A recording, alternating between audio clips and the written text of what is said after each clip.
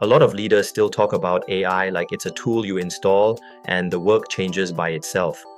In practice, that's not how it plays out. The companies that get value treat AI like part of the team, but with rules. Not a savior, not a science project, more like a new junior hire who can move fast, but only if you give them the right context. For SMEs in Asia, that matters because most teams don't have spare capacity to experiment forever. You need output, speed, and control at the same time. If you start with the workflow, AI becomes useful very quickly. If you start with the hype, you usually get a demo and a headache. So let's get practical and look at what AI actually needs to work inside a business. Here's the analogy I use with leadership teams. Treat AI like an intern. That doesn't mean it's weak. It means it needs three things to do good work. First, context. It needs to know the business, the customer, the policy, and the standard. Second, task clarity. Don't ask it to help with everything. Give it one job with a clean start and finish.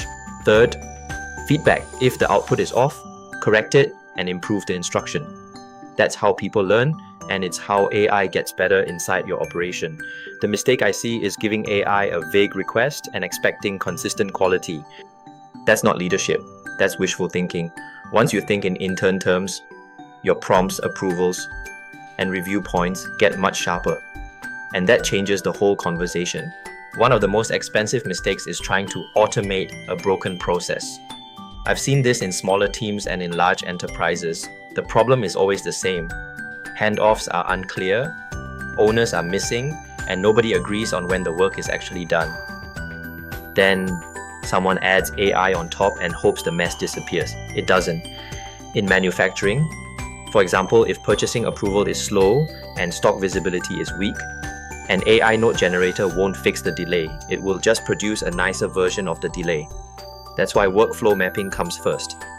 Where does work stall? Who approves what? What triggers the next step? Once that is visible, AI can remove friction. Without that, you're just speeding up confusion. And in business, faster confusion is still confusion. For many Asian companies, the real pain isn't one big process. It's the handoffs between multiple sites, multiple languages, and multiple time zones. A retail group in Singapore, Malaysia, and Thailand might have the same policy on paper, but the daily execution is different in each market. That's where AI can help in a very practical way.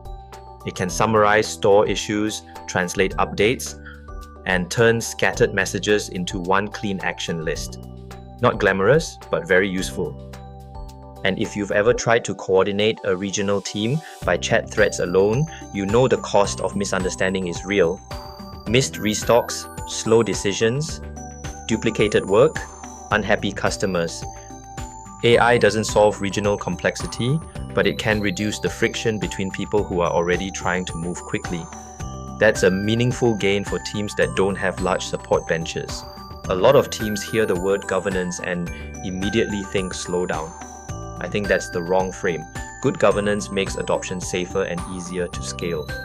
The question is not whether to have controls. The question is whether those controls are designed into the workflow or slapped on later. In finance, for example, an AI assistant can prepare a vendor payment summary, highlight exceptions, and suggest the next step.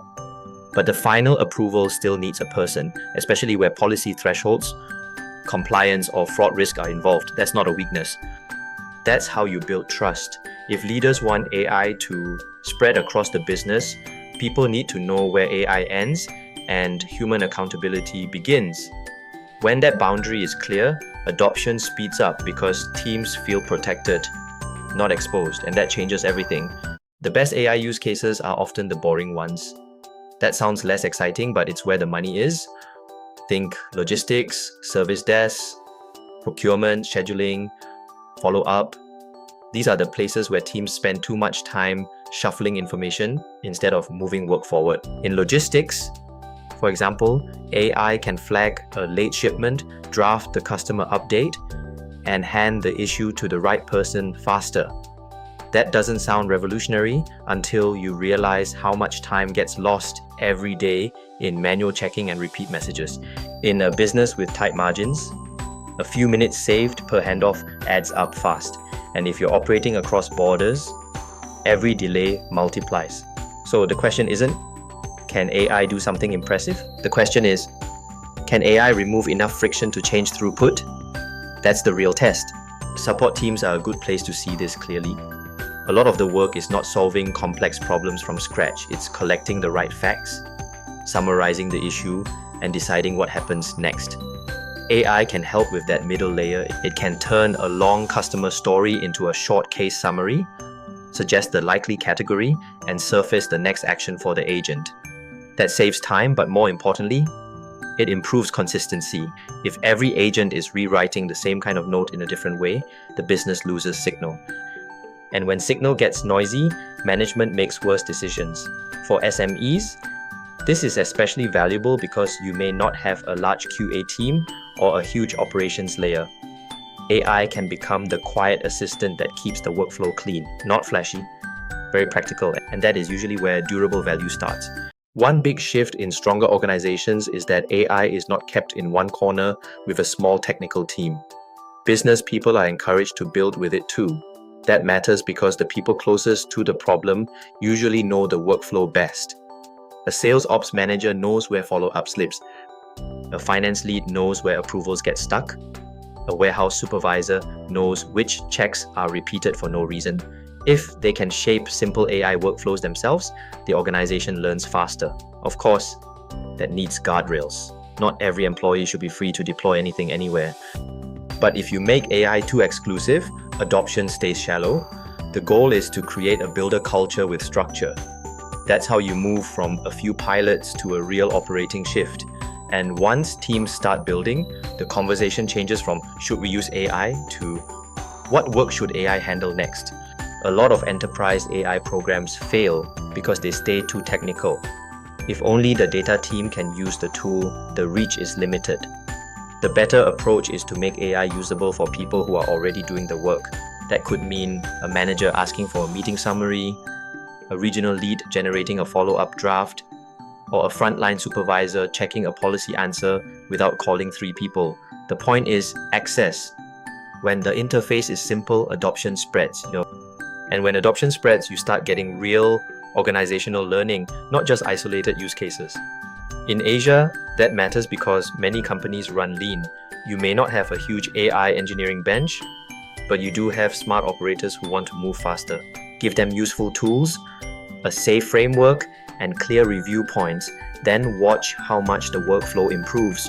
If you operate across Southeast Asia, you cannot copy-paste one AI policy and expect it to work everywhere.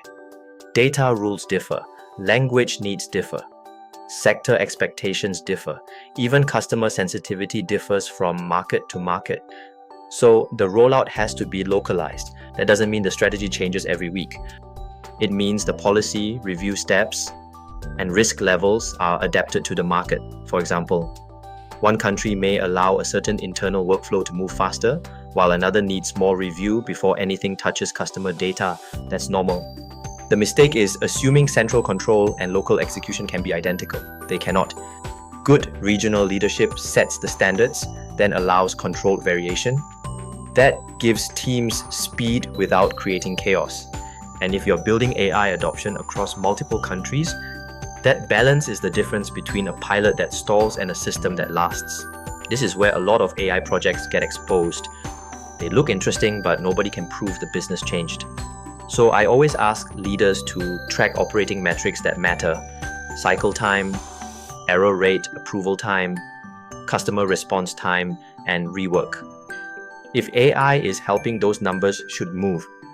If they don't, the use case may be entertaining but not valuable. That's a hard lesson, but it saves a lot of budget. The best teams don't just celebrate launches.